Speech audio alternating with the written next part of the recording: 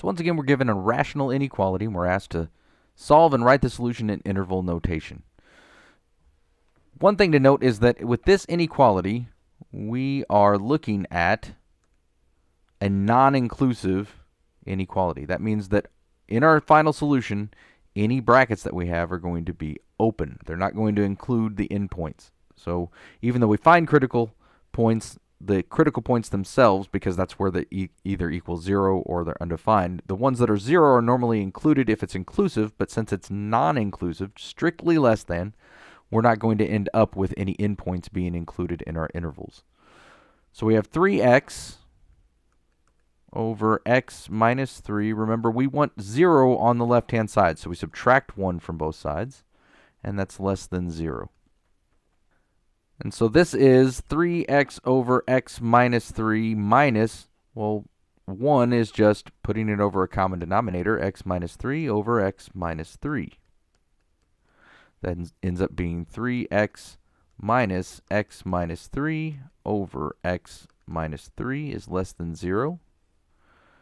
And that ends up being 2x. 3x minus x is 2x, and minus a negative 3 is plus 3 over x minus 3.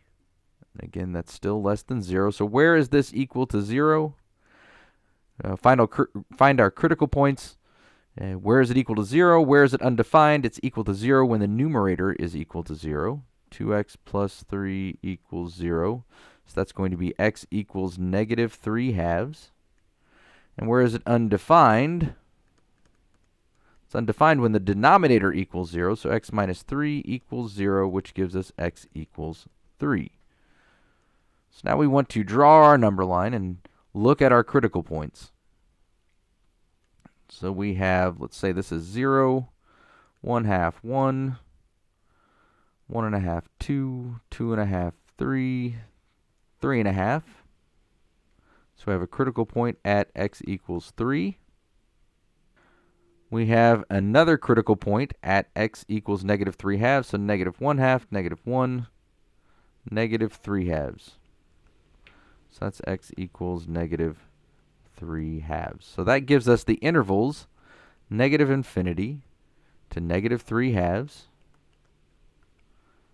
negative 3 halves to 3, and 3 to infinity. So we just want to test a point in each one of these. And you could, test the numerator separately and the denominator separately, and then write your signs up here accordingly, and then what their division would be, or multiplication for that matter, of the signs would give you the sign for the entire interval.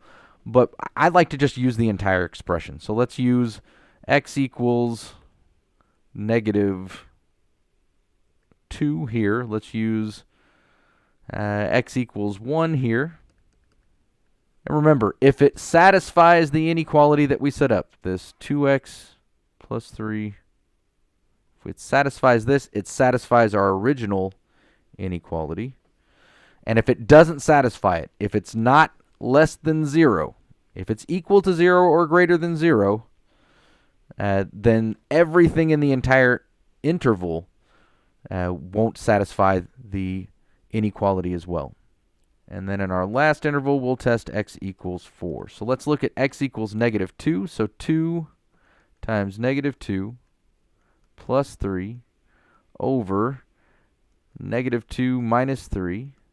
That equals negative 4 plus 3 over negative 5, which equals negative 1 over negative 5, which equals 1/5.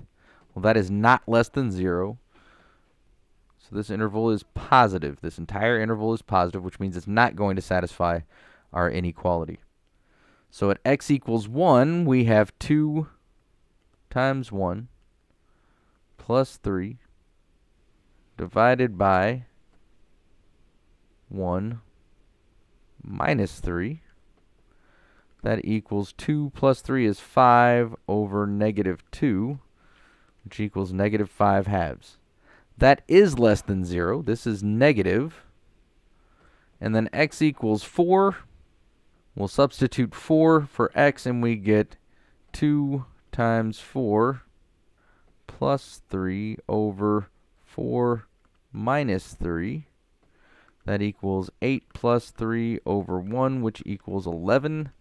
That's positive as well, which doesn't satisfy our inequality. So tentatively, our solution is going to be just this center interval, -3/2, 3.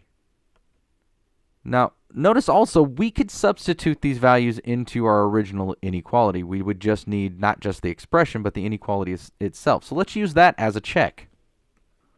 So let's use the same points. So -2, x equals -2. So 3 times -2 over -2 minus 3. That equals -6 over -5, which equals 6/5, which is not less than 1. It's greater than 1.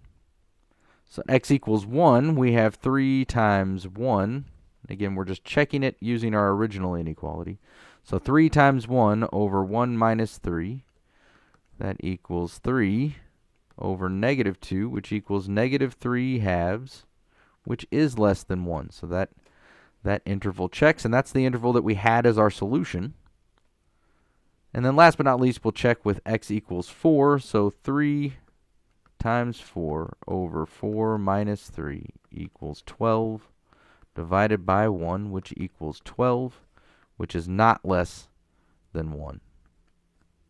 So that verifies that the interval that is the solution to 3x over x minus 3 is less than 1 is the interval -3/2, 3.